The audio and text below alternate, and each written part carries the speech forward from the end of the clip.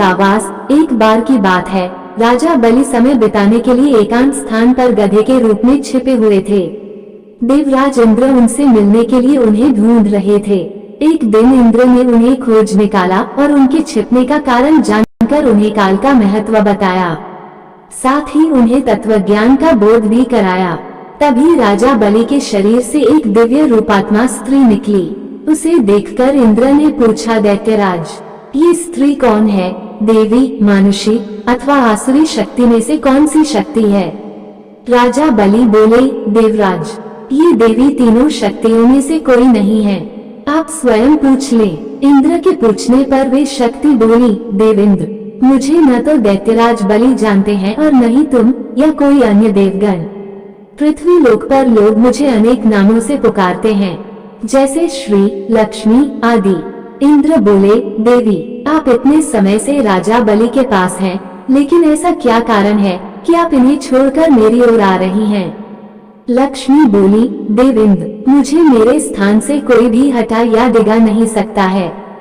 मैं सभी के पास काल के अनुसार आती जाती रहती हूँ। जैसा काल का प्रभाव होता है, मैं उतने ही समय तक उसके पास रहती हूँ। अर्थात मैं समयानुसार एक को छोड़कर दूसरे के पास निवास करती हूँ।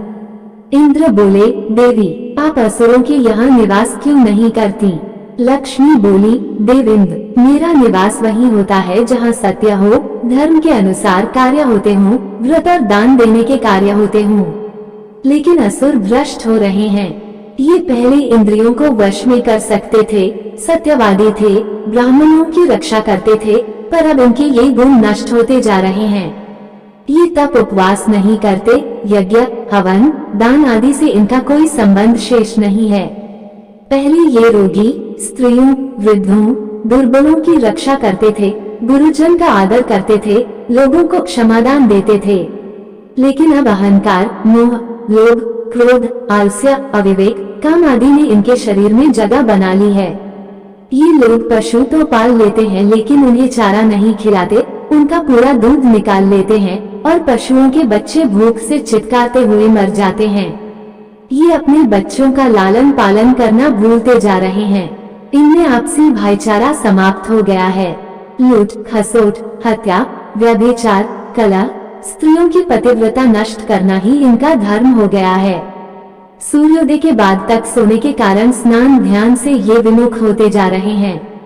इसलिए मेरा मन इनसे उचट गया। देवताओं का मन अब धर्म में आसक्त हो रहा है, इसलिए अब मैं इन्हें छोड़कर देवताओं के पास निवास करूंगी।